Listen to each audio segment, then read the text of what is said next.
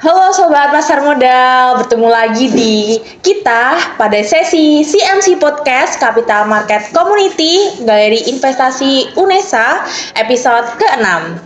Nah, tempatnya anak muda buat ngobrol santai tapi berisi, bahas dunia soal investasi dan dunia pasar modal gitu, dan segala hal yang bisa bikin kamu dan kita makin cuan dan nambah wawasan.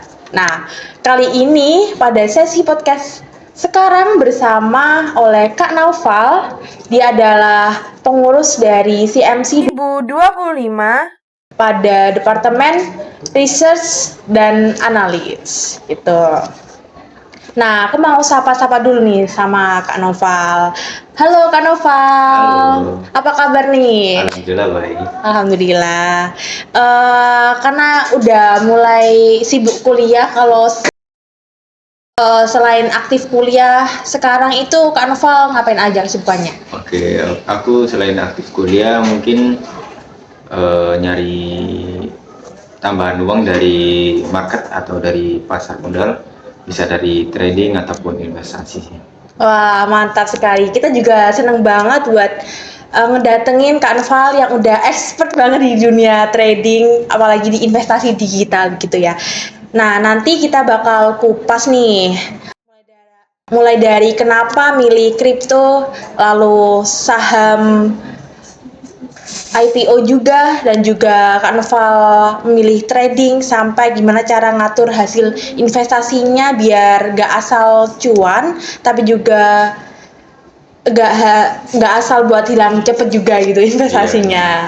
So buat sobat pasar modal, siapin dulu posisi ternyamannya, mungkin kalau 30 menit ke depan nonton kita gitu ya. Nah, karena obrolan kali ini bakal insightful banget dan pastinya bisa jadi motivasi buat kita bersama dan kamu untuk memulai investasi secara bijak, seperti itu. Nah, kan awal nih Kak, boleh cerita sedikit nggak awalnya tuh gimana sih biar bisa tertarik gitu masuk ke dunia investasi, apalagi trading? Kan kalau trading itu sangat rumit ya. Iya, benar. Mungkin kan banyak sekarang anak muda yang sangat tertarik, mungkin FOMO gitu sama trading, tapi masih ada yang sampai kena investasi bodong dan lain-lain. Meskipun trennya sekarang itu banyak peminatnya, kira-kira dari Kak Noval sendiri apa yang bikin tertarik banget terus sampai tentunya dapetin hasil dari itu? Oke, awal mulai itu aku dari 2020 ya, kena COVID, dan pasti semua keuangan yang ada di dunia kan menurun ya. Iya, Nah, benar. di situ aku mulai mikir gimana sih cara aku bisa dapat cuan walaupun aku masih di rumah dan masih anak muda gitu, masih belum bisa keterima kerja di mana-mana. Nah, terus aku mulai search di Google atau TikTok ini, gimana sih cara dapetin uang secara online, terus gimana sih cara membuat uang kita bekerja pada kita gitu, gimana sih cara kita nyiapin uang untuk masa depan nanti buat keluarga kita atau gimana. Nah, di situ ketemunya di investasi. Nah, awalnya saya itu belajar mulai dari investasi saham dulu. Nah, di situ aku mulai belajar nih di 2021 sampai 2023 kan ya. Itu gimana sih cara kita main saham, terus gimana sih cara ngeliputin uang di saham. Nah, di tahun 23 saya itu mulai belajar ke forex, dan di situ forex juga mulai rame di FYP. Nah, ini apalagi nih trading. Tadi kan saya udah belajar investasi ya. Iya, benar. Nah, di situ kok sekarang ada trading. Nah, gimana sih caranya trading itu? Nah, aku mulai belajar di situ, cari kursus atau kayak modul-modul yang gratis di YouTube ataupun TikTok. Nah, di situ aku mulai belajar secara basic doang, gimana sih cara mulai trading. Nah, waktu itu ada dari komunitas dari Trenggalek kalau nggak salah, itu ada kayak tour satu Pulau Jawa. Nah, kebetulan tuh turnya ada di Surabaya. Nah, iya gitu. di situ ada webinar trading di Surabaya, itu aku ikut. Nah, di situ aku mulai belajar gimana sih cara kita memahami dunia trading. Nah, di situ aku mulai belajar secara langsung kan, daripada aku belajar secara online kan agak nggak paham ya, daripada Betul banget. ya. Di situ mulai tanya-tanya sedikit dan mulai agak paham sedikit. Nah, di situ saya ketemu sama komunitas trader dari Surabaya. Wow, banyak ya berarti Iya, jadi kakak itu. banyak. Oke. Ya, di situ aku mulai kenalan nih. Oh, aku boleh join nggak sama komunitasnya? Nah, mulai di situ aku join sama komunitas trader Surabaya. Nah, di situ saya diajarin trading secara langsung, terus gimana secara baca market. Nah, setiap hari dari tahun 23 sampai 24 tuh saya masih aktif di komunitasnya. Nah, terus mulai dari tahun 23 saya juga dapat koneksi dari kantor atau perusahaan trading. Wah, keren banget, keren banget. Namanya Maxco Futures Surabaya. Di situ saya nyoba nih ngelamar nih kerja di situ, bisa apa enggak dengan ilmu trading saya yang masih awam, dan di situ aku dapat lowongan, dan di situ aku mulai kerja dan ngembangin ilmu saya trading. Oh, gimana sih cara kita baca market sebenarnya, terus gimana sih cara kita memanage uang yang besar ataupun kecil. Nah, di situ aku bisa belajar secara baik, dan aku mulai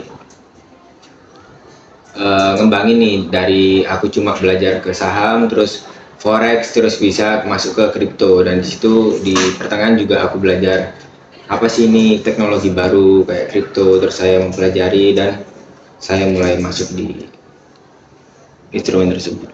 Wah, perjalanan yang sangat lama, tapi ternyata dari perjalanan tersebut juga dari Kak Noval udah tertarik, terus ada komunitasnya, tentunya ada mentor juga yang Iya, ada. bisa untuk apa ya, tanya-tanya Iya, nih, dan bisa dipelajari sampai kerja juga di itu ya, di yang Kak Perusahaan, Noval, ya. ya perusahaan yang Iya. Kak Noval Iya. minati sekali. Wah, keren banget, sangat menarik juga, dan tentunya jadi motivasi buat kita sebagai sama-sama ya nih anak benar. muda untuk terus belajar dan mengambil peluang tentunya. Iya, benar. Nah, keren banget.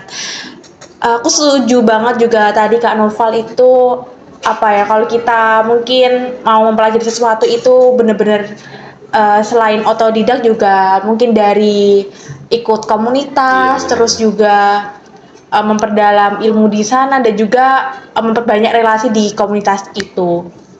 Nah, kira-kira kalau banyak nih Kak yang takut soal trading karena dianggap beresiko yang Benar. sangat tinggi gitu. Nah, apa yang bikin kamu berani mulai, dan apakah pada awal-awal kamu mulai itu pernah sampai Rugi. mungkin loss atau rugi gitu? Oke, benar infonya, kalau trading itu instrumen paling high risk atau paling banyak ruginya, karena rata-rata orang yang mulai belajar trading itu masih bingung nih arahnya kemana, tapi mereka udah langsung masukin uang di trading, jadi udah langsung nyoba tanpa belajar dulu. Nah, di awal-awal saya juga gitu, makanya saya pas belajar online itu saya sudah masukin uang kayak masih ratusan ribu, dan disitu langsung rugi. Nah, karena ilmunya belum ada tapi saya sudah masuk. Nah, untuk teman-teman yang mau kayak belajar atau trading, saran saya mungkin teman-teman mempelajari atau memperdalam instrumen tersebut. Nah, baru kalau udah paham dan sudah kalian backtest pakai akun demo atau ikut banyak webinar, nah di situ mulai kalian masuk pakai uang asli, dan jangan lupa untuk memenuhi manajemen uangnya juga. Wah, terkait manajemen uang nih Kak, tentunya kan kita kalau investasi itu mengeluarkan uang dingin ya Iya. berarti. Nah, kalau uang dingin itu mungkin dari apa ya, kita sebagai anak kuliah juga ya, yang tentunya mungkin kalau mau memberikan uang dingin juga itu mungkin nggak seberapa banyak Iya, gitu. benar. Apakah kira-kira kalau langsung terjun dengan uang dingin yang apa ya mungkin minim Minim. gitu ya Kalau bisa. di anak-anak kuliah ini apakah bisa? Oke, bisa banget ya.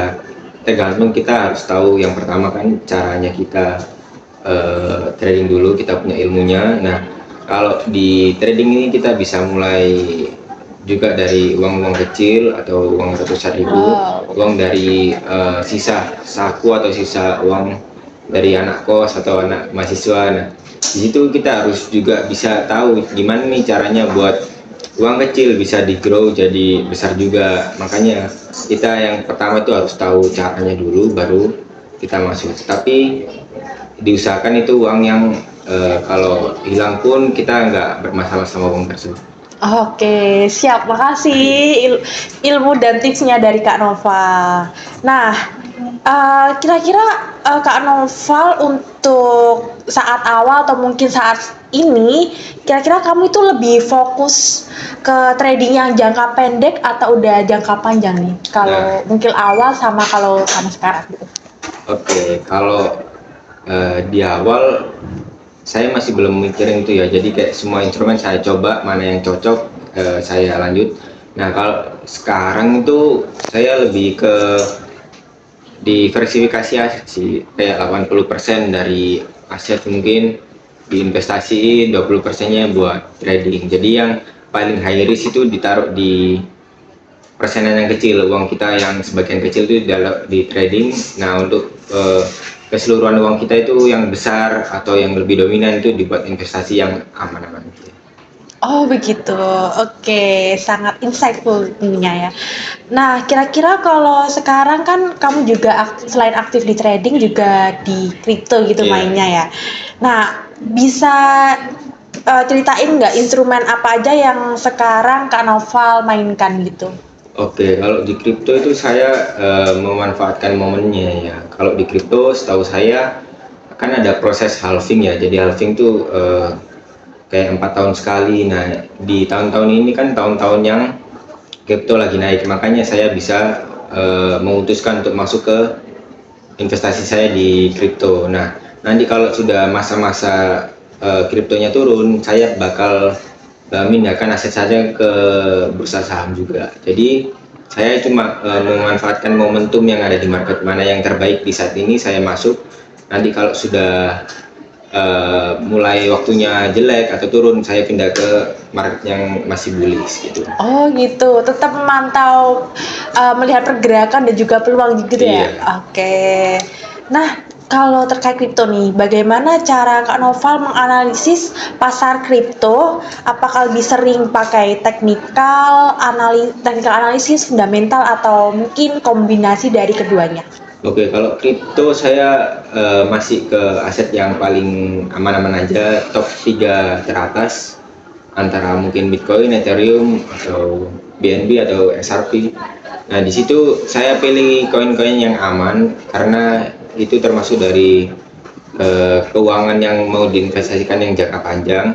Nah, cara saya buat menganalisis aset yang tersebut itu saya menggunakan teknikal sama fundamental juga, karena di pasar Oh. kripto itu sangat volatilitas. Karena kalau udah turun tuh turunnya turun banget, kalau naik naik Iya. banget. Nah, Oh di situ gitu. iya. Jadi Cepet ya? cepet banget Oke. jadi. Ya, jadi saya pakai fundamental juga, teknikal juga. Oke, asik. Perpaduan dari dua kombinasi yang sangat penting berarti ya Kak. Iya. Oke, nah sekarang kan banyak anak yang sangat tergoda sama Iya. kripto-kripto gitu, pengen cuan cepet. Nah, menurut kamu nih, mindset mungkin yang seperti apa yang harus dibangun biar nggak terjebak oleh FOMO? Oke, untuk sepemahaman saya, banyak anak muda sekarang atau anak-anak sebaya sama saya itu pengen juga mau gimana sih cara kita bisa kaya di usia muda atau ngelipetin uang secara cepat. Nah, di situ tuh termakan sama influencer-influencer yang salah ya. Jadi Oh, oke. ya, jadi kita harus pilih mentor yang benar-benar dia kasih tahu cara bertahap, dan semuanya itu nggak ada yang bisa berjalan secara cepat. Tapi mungkin instrumen ini tuh untuk jangka waktu tahunan tuh mungkin bisa yang paling cepat buat ngeliputin uang. Tapi bukan berarti kita bisa cepat kaya langsung, bukan. Jadi Oh gitu. iya, ada tahapnya. Kalau setahu saya emang dari data kalau orang kaya tercepat itu mungkin dari kripto juga ada. Jadi makanya itu, tapi bukan berarti kita bisa cepat juga untuk meraih semua itu dengan mudah. Makanya ada caranya dan harus benar-benar nih dilihat bagaimana cara kita melihat mentor yang benar tuh, bagaimana mereka ngasih tahu ini gimana sih cara ngasih uang, apa benar-benar ngasilin uangnya itu buat kita atau buat mereka. Nah, kita harus benar-benar pintar milih dan harus banyak relasi. Jadi kalau kita banyak relasi kan banyak masukan dari kita sendiri, oh mana yang benar mana yang salah gitu. Dan pastikan juga kita buat menghindari resiko kerugian, kita harus pakai uang yang uang dingin itu, yang uang bisa kita resikokan buat hilang atau rugi. Oke, nah bener banget buat sobat anak muda sekarang, kita-kita nih yang Gen Z banget, yang sering terjebak FOMO, dipikirkan lagi mateng-mateng. Soalnya ini kalau terkait masa depan itu memang harus ada plan-nya yang bener-bener dipersiapkan secara matang gitu ya Kak? Oke, mantap. Nah, kepo nih Kak, kan apa ya, tentunya masih pemula terus masih muda, kan mestinya ada rasa kayak udah bullish atau kayak pengen cepet-cepet buat jual atau beli gitu. Nah, dari rasa itu, apakah Kak Nova itu pernah mengalami kerugian yang besar gitu? Nah, kalaupun mengalami kerugian yang sangat besar gitu, nah kira-kira cara kamu mengelolanya biar tetap waras gitu, gimana Kak Nova? Oke, kalau sepengalaman saya, besar kecilnya uang kan tergantung ya. Mungkin itu menurut saya itu besar. Saya pernah rugi di forex atau di trading, karena itu di trading sebelumnya itu kita harus benar-benar, selain kita matang ilmu sama matang secara uang, kita harus matang secara mental juga. Nah, di situ saya belum siap mental dan saya mengalami di tahun 2024 kerugian. Wah, kemarin ya? Iya, tahun kemarin sekitar $10.000. $10.000 berarti Iya gitu. Oke. Ya mungkin itu kecil lagi teman-teman, tapi menurut saya besar. Besar dong, itu besar banget bagi aku juga Kak. Tapi di situ bukan kerugian saya, kalau saya rugi itu habis semua keuangan saya, tapi tetap saya masih ada cadangan buat saya investasikan tadi. Jadi saya masih bisa muterin lagi uang yang tersisa gitu. Nah betul, nggak semua uang dingin kamu, nggak tanpa sisa kamu langsung brut gitu udah. Bisa satu instrumen Jangan, ya tetap ada yang disisakan, disimpan lah istilahnya buat dana darurat atau apa gitu ya. Oke, siap. Oke, makasih Kak Noval. Nah Kak, ini aku juga sempat mendengar mungkin berita atau dari dosen gitu ya, terkait kalau kita, apalagi ini kan dosennya juga di manajemen keuangan, juga membahas terkait investasi pasar modal juga gitu. Nah dia juga menyampaikan kepada kita anak muda gitu, lagi mahasiswa tuh, untuk udah mulai investasi, apalagi udah terjun gitu ke dunia saham gitu. Karena perkiraan dari ekonom juga gitu, kedepannya ekonomi di dunia atau mungkin global atau seluruhnya itu bakal ada imbasnya ke kita, alias kayak masih perkiraannya tuh bisa turun, bisa berdampak yang sangat signifikan. Jadi kita harus bisa udah mulai investasi dan udah apa ya, mempersiapkan lah ya di ekonomi yang nggak stabil seperti itu. Nah dari Kak Noval itu mungkin ada nih saran atau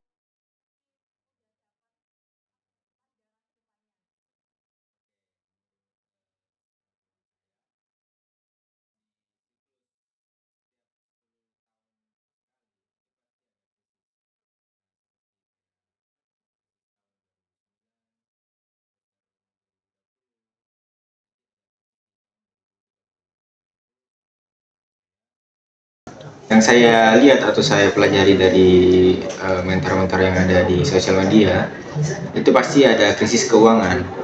Dan menurut saya kalau ketika emas lagi all time high atau emas lagi mahal-mahalnya, kan sekarang kan emas lagi naik ya. Iya. Berarti itu menandakan pasti ada atau entah perang dagang atau perang lainnya, itu pasti ada yang berpengaruh. Intinya kalau semakin tinggi emas tuh pasti ada hal yang nggak baik-baik aja. Market, Oh, begitu. iya, entah marketnya crash atau marketnya gimana. Nah, dari pelajaran dari mentor saya, dari kita untuk menyiapkan di tahun 2030 kalau ada krisis, makanya kita di saat ini kita harus sudah menyiapkan beberapa aset yang kita miliki harus sudah kita investasikan, atau kalau enggak belum memiliki aset, kita harus sudah mulai belajar nih gimana sih cara saya buat siap buat untuk krisis kedepannya, untuk menghindari kayak krisis kayak COVID gitu. Nah, gimana sih cara kita cari peluang buat di tahun-tahun tersebut supaya kita itu nggak terkena dampaknya gitu.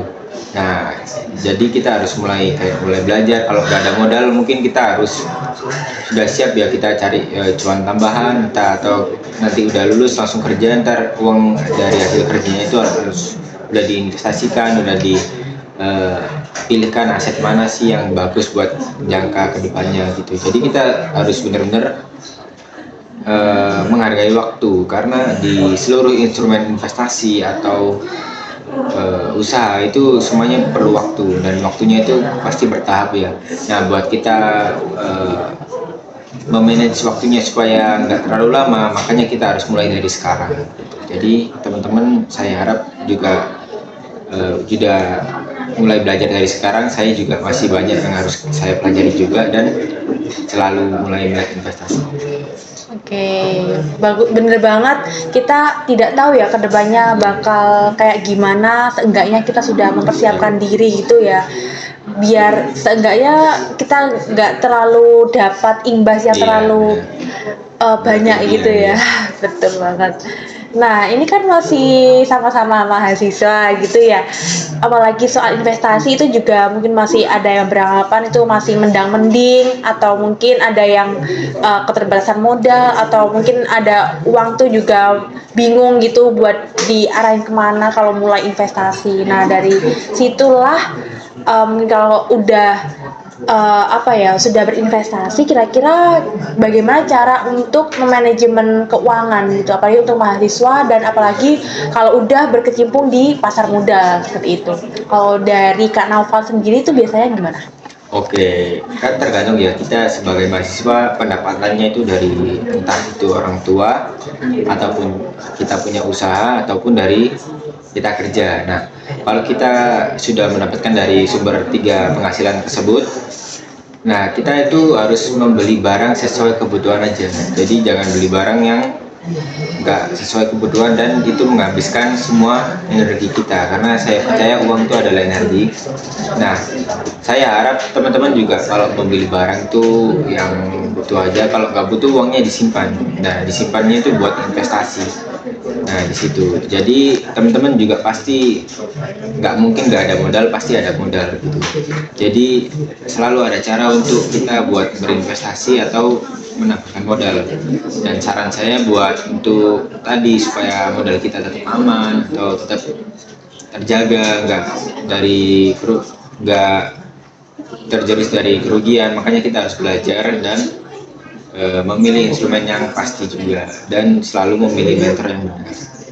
Oke, terima kasih Kak. Berarti kalau buat pemula nih, apakah disarankan untuk mulai trading juga? Kan apalagi tadi beresiko banget ya.